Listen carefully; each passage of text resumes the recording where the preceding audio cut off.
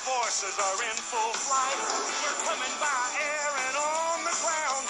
Monday Night Football's taking over the town. We gotta get ready. We gotta get right.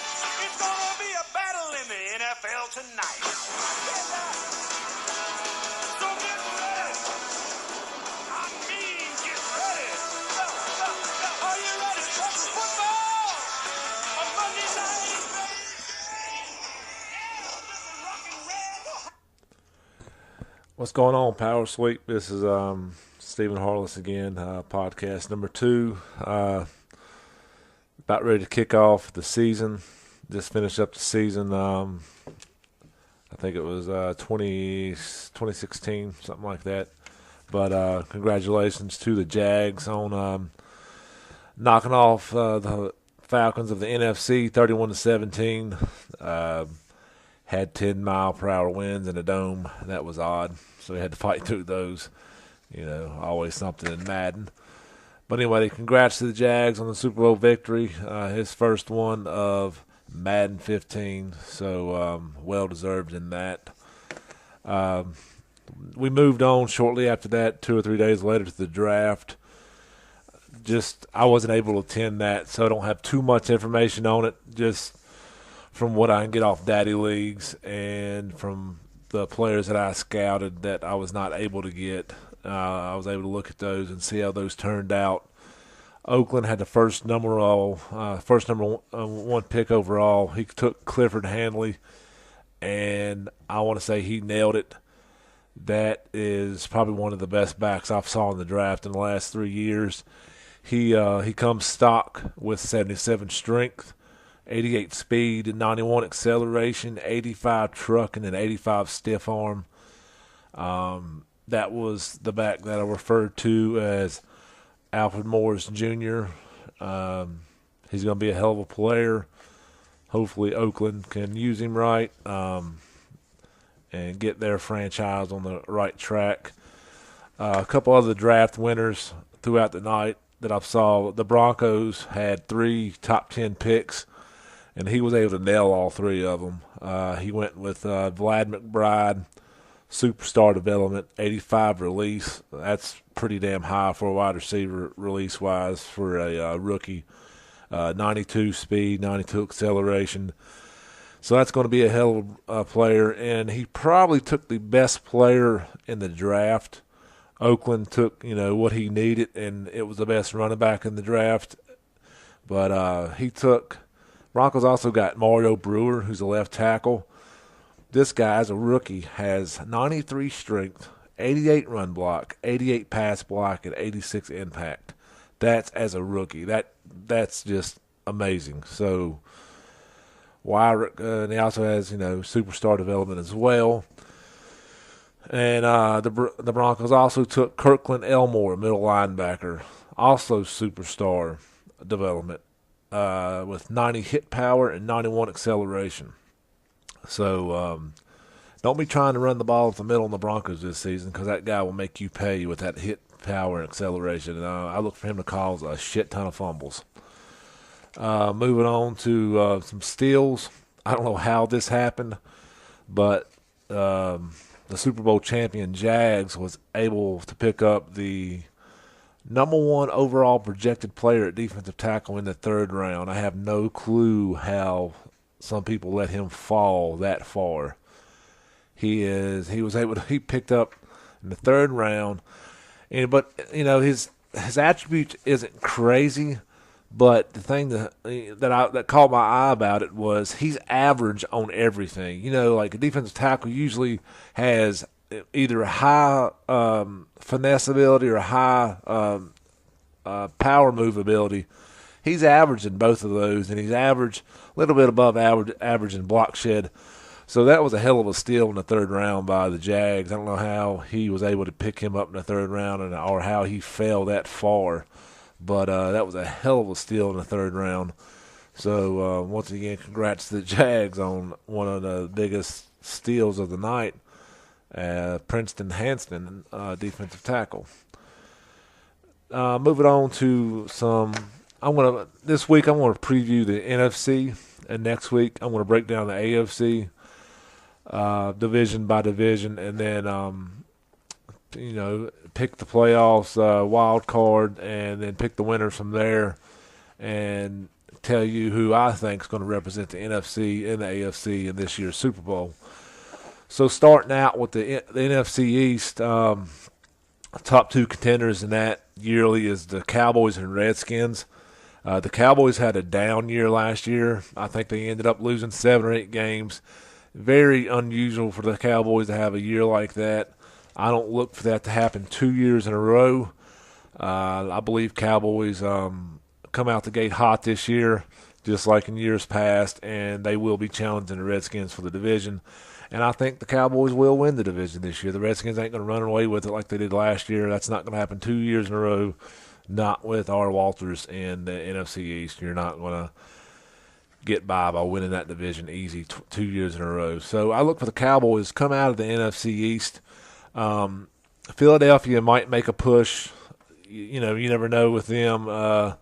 They started out hot last year and sort of just fell off about week 9, week 10, and I think they, went on a 3 or 4 game losing streak, so they sort of went away.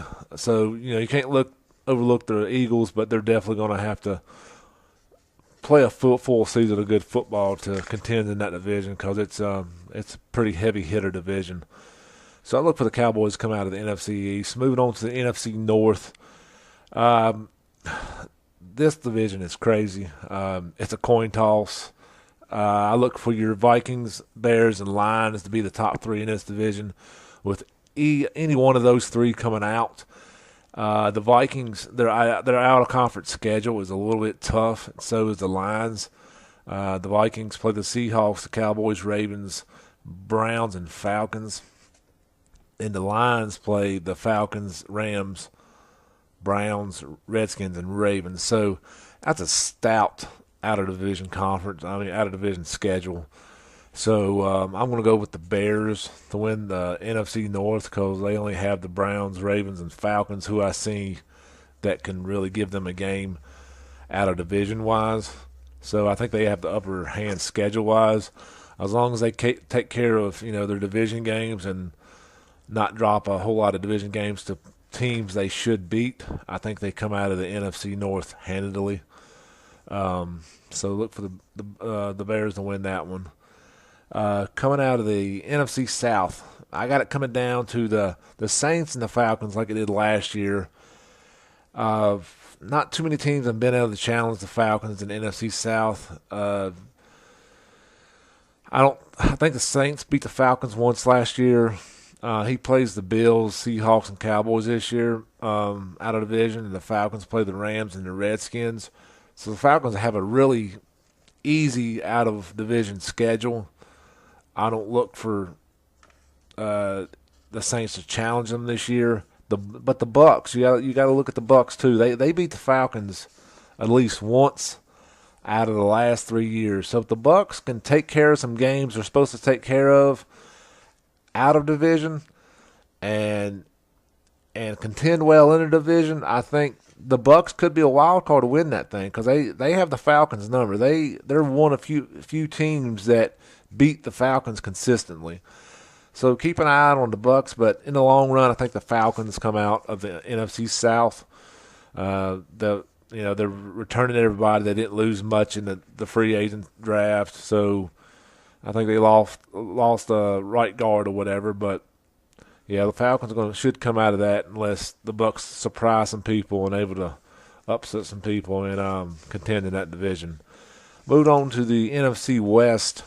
The Rams and the Seahawks usually run that division in Madden 15. Nobody else really contends in it. The Rams play the Redskins, Cowboys, Jags, and Titans. And the Seahawks play the Cowboys, Titans, Redskins, and Jags. So both have really hard out-of-division schedules. The Cardinals in the NFC West started playing good late last year, so I look for them to contend, but they're going to have to, they're going to have to go through Seattle and St. Louis to contend, but Cards started playing real good at the end of last season, taking care of the ball. Not as many turnovers. They started running that dollar defense I saw, and which was real good defense. It really was working for them. So they can contend that in the NFC West, but I think the Rams will take that division by 1 or 2 games over the Seahawks, with the Cards coming in a close third place to the Seahawks, right behind the Seahawks, who's going to be in second. But anyway, look for the Rams to come out of that division. And so that does the NFC. So we're going to have Dallas, Chicago, Falcons, and Rams all as division winners. And I think the wild card spots are going to go to the Redskins and the Saints. With in the long run, you're going to see Dallas versus Atlanta in the NFC Championship, and Atlanta will win that game handedly and go to the Super Bowl for the 3rd year in a row and see if he can finally get his title. That has remained to be seen, but I think Atlanta wins the NFC conference game once again. Like I said, next week I'll be breaking down the AFC, doing the same thing. The season kicks off Sunday night, 8 o'clock, I do believe. No, it kicks off Monday night at 8 o'clock. My bad. I went through the first 3 weeks of the schedule and picked out some games of interest that I want you to keep an eye on, and I'm going to keep an eye on as well. Week 1, we got the Jets at the Bills. This is a huge divisional game right out the gate, which is already a toss-up division. New England was able to win that division last year. Bills came on late, dropped a couple games they shouldn't have. But then, you got the Super Bowl winning Jets as like 2 years ago, I think. So those 3 teams are going to be giving it a run. So this game is huge for the division. Can the Jets bounce back from a horrible year last year? Can they be a Super Bowl contender? This game will tell you that a lot. If they get blown out by the Bills, it's going to tell you they might be the same Jets team as last year. Then again, can the Bills take that step to take the early grasp of the AFC North? I think they do. I think the Bills win 24-13. I think the Bills figured out some things last year. I think they had a pretty decent draft, picked up some key free agents. I think the Bills knock off the Jets 24-13, and they're going to be strong at that AFC North this year. Moving on to more games in Week 1, Cowboys versus Seahawks. This is a great game for R. Walters to right the ship. Probably had his worst season in power sweep history last year. I think he went 8-8. And I think the Seahawks had their worst season in power sweep this year. And this is going to be a pivotal game to get their season off in the right direction. Both great owners, both great teams, just had down years last year. And this is going to be interesting to see, who's going to make that turnaround. Is it going to be the Cowboys or the Hawks? Which one's going to take that first step? And I think the Cowboys take it, and I think they win by 17 points over the Seahawks. I don't think the Seahawks are quite there yet. I think they throw too many interceptions with Pryor. Marshawn, excuse me, Marshawn's getting old, and too many turnovers with Pryor. But he still has a stellar defense, so we'll find out. But I just think Cowboys take that game pretty easily. Week 2, games of interest. Broncos at Chiefs. Why I say the Broncos at Chiefs? Chiefs. This is the divisional game. I want to say that maybe this is one of the easiest divisions so far. It looks like in power sweep. I think the Chiefs lost 4 or 5 games last year. Was able to win that division. I think the Broncos are going to make a lot of progress this year. They open up with the Chargers. If they can win that game, their opening game, and they've beat the Chiefs before. If they can come into Week 2 and knock off the Chiefs and take a light hold on that division to start out with, get some confidence on them players up, 2-game winning streak, and get some confidence for himself. I think the Broncos can make some noise after the draft they've had this year. So that's going to be a real interesting game. Also in Week 2, you've got the Redskins with the Rams. Two powerhouses in the NFC. Two great defenses, two average offenses. It's going to be a good one to watch. I'm not going to pick that game because, of course, I'll be participating in that game. But it's going to be a hell of a game to watch. Two great defenses going to be battling out there in St. Louis. So keep a lookout for that one. Moving on to Week 3 game of interest. Got the Titans with the Jags. That's going to be a doozy. Titans got him. Who did? I think Jaguars got him both times. No, Titans got him both times in the regular season last year. And then I think the Jags knocked him off in the playoffs. So it's going to be interesting to see who takes a grip on that division early. That's a pivotal matchup for that division. It's going to be a tough division already, and you don't want to split these games. You want to take both of them if you're either the Titans or the Jags, because it looks like these are going to be the top two teams in the AFC this year. So that's a hell of a Week 3 matchup early this week.